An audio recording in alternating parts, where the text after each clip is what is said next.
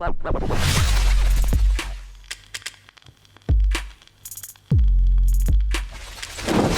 guys, what's up? It's Joe. Morning coffee. Cheers.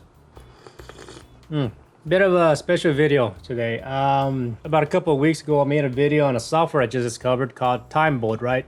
And the really cool thing about this software is basically that it's designed to like delete the silence in your footage, right? There is options that you guys can do if you want to try to delete silence from your footage, right? I'm not gonna, deny it. Long story short, I mean, I did look into it and all this stuff, but out of all the methods that I've looked into, I still feel TimeBolt is the best, right? So that being said, I'm gonna show you how I use this software using multi-cam footage, right? There's a method that I developed for myself to use TimeBolt when I'm dealing with multi-cam footage, right? All right, so to begin with, I'm gonna get one of pause project. Usually when I work, I always have like a main template project file. That's usually how I work. But in this case, we wanna start fresh, right? So I'm gonna select the main camera footage that we use for this project. I'm gonna right click, new sequence from clip.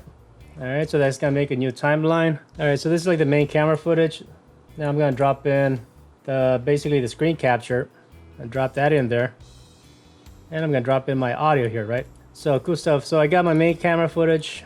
I'm gonna click on link selection. That way I make sure when I click on the video, both the video and the audio get selected, at the same time, right? Now, just to keep it simple and to be more noticeable what I'm doing, I'm gonna select my main clip, gonna right click, I'm gonna go to label, and I'm just gonna change the color, right? Yeah, let's go with teal.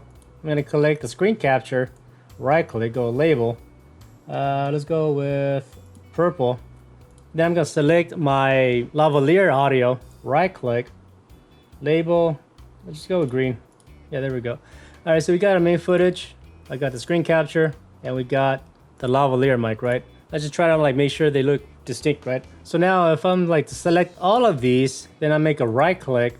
I'm able to like have the option here to synchronize, right? So I'm able to synchronize my lavalier, my screen capture, and the main camera footage all at the same time, right? Let that work for a bit. Okay, now this is where I start to like not use or depend on using the sync feature inside of Premiere Pro because it has its limitations, right? Usually it does a good job at syncing. However, if I play back my timeline here and listen to like the audio. Leave me a comment in the comment section down below. My Computex performance. Before I am able to remove any silence of my footage or for my project, I need to be sure that all my video clips are in sync, right? Because as you can see, I'm dealing with situations that like the audio could get out of sync depending on like the length of the video, right? If it's a very short clip, it usually is not a problem. But I'm dealing with like, clips are usually like an hour long, right? So that kind of causes like a drift in the audio. So I have to make sure that everything is in sync first before I'm able to remove the silence, right? In the beginning of the video, I showed you that I got like the screen capture footage and I got the main capture footage, right? And I also have the lavalier audio, right? The main camera is on video layer 1, audio layer 1. The screen capture is on video layer 2, audio layer 2.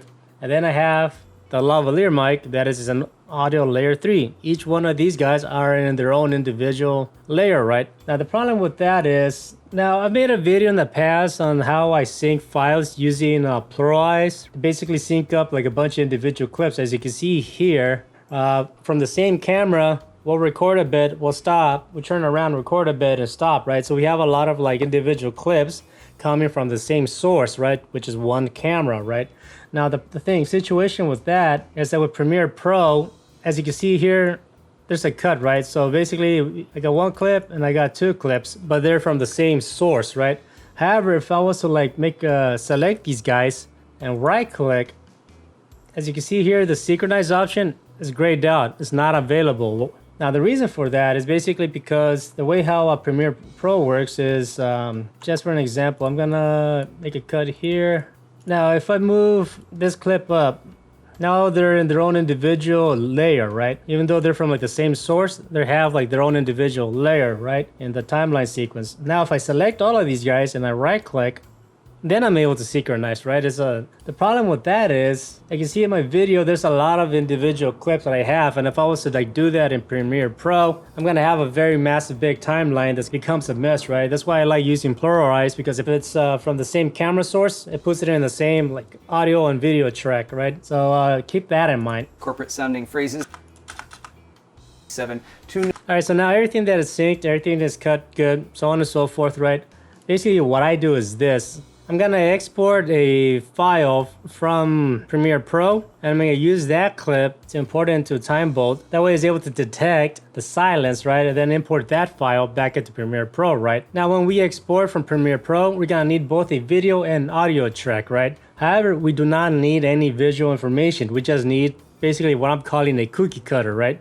So in this case, I'm just gonna deselect both the video tracks, and now we're having a black screen, right? So just to keep it simple, I usually delete these two audio tracks at the very end in case like I notice there's a bit of an audio drift. That way I can correct it, right? But just to keep it simple for this tutorial, I'm gonna delete these, right? So I'm just gonna do that, right? So now all we're left is with the screen catcher footage, the main camera footage, and the audio from the lavalier mic after we adjusted everything to be more in sync, right? And to be able to help a TimeBolt to like detect like the silence, I'm gonna like right click, go to audio gain.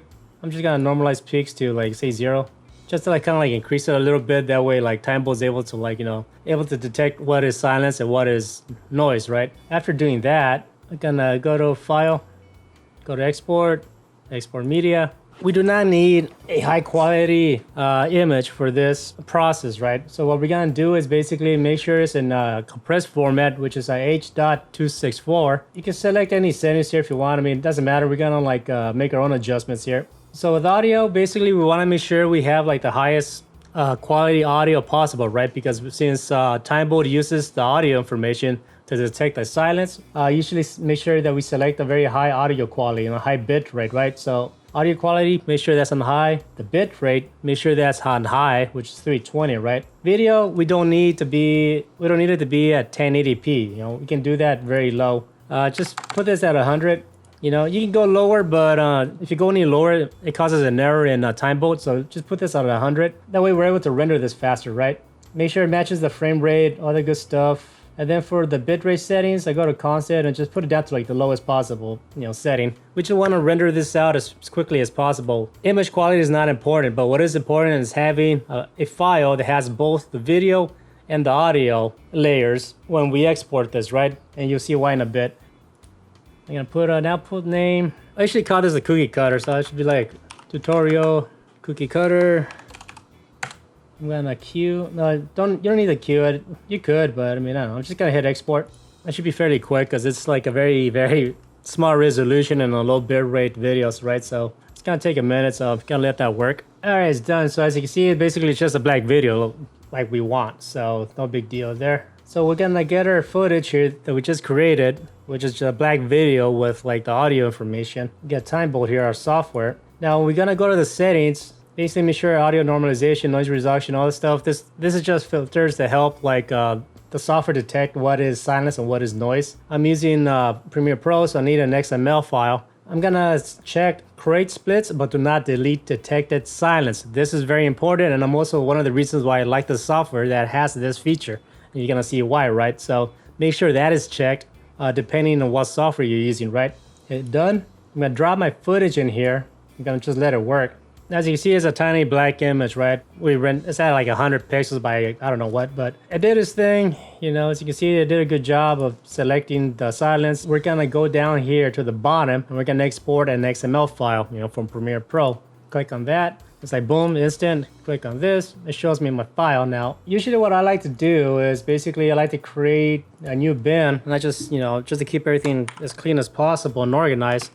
Let's just say TimeBolt temp, because I'm trying to delete this once I'm done, right? So once we create our bin here, I'm just gonna drop in our XML that we just created, and that's gonna drop in our footage, and it created basically a sequence, right, matching like the values of our exported project file. We render it out like 100 something, but like that doesn't matter. The frame rate is what matters. Well, you gotta make sure like the frame rates match, right? So we're gonna double click that, and this is basically where, again, I appreciate the software big time. If I maximize this, See all the red and the blue? It color labeled the silence for us, and I think that's really cool, and I appreciate you, Doug, for doing that.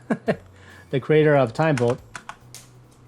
So all this red, it's just silence, right? Now the reason why that is important is because if I click on this and I right click, go down to label and select label group, that's gonna select all the cuts that are labeled as red.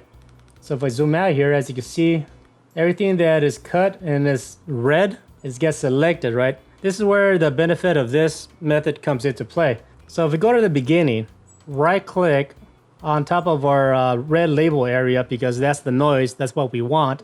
We right click, go to label, select label group.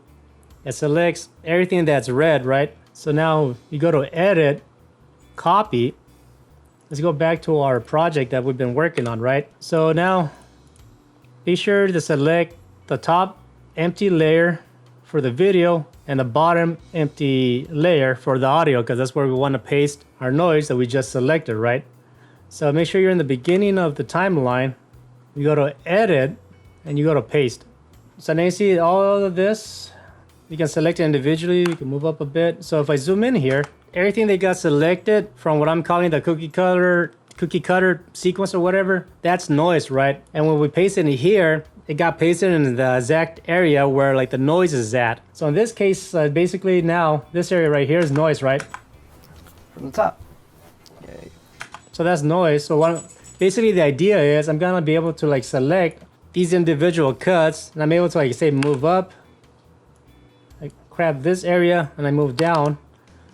Now if I delete this, with all like the silence cuts that was created in TimeBolt, we're able to use that, do a copy and paste. And as you can see here, once we select it all, I'm able to like just move up. It cuts out like the silence from our lavalier mic. They're still selected, so I hit delete, they're gone. I do the same with the top layer. Go down, that cuts out like the silent areas of like the screen capture. I go down again. That cuts out the silent areas of our main camera footage. They're still selected. I can hit delete and they're gone, right? Now if I zoom in here, you can see there's a bunch of like areas here that's like you have a bunch of gaps, right, from where like the silent areas got cut out using those cutout clips, right? What you can do now is we can select it all. You can go to like sequence and close gap right here. Select that, and then just like that, you can zoom in here. So now, like basically, when I play everything back, Excuse me. There's the 5G modem. The fancy looking clip and try to do even more confusing product. There's also a new 5G. So now basically I just do what I need to do, and like I just select the crap, delete it and move on from there, right?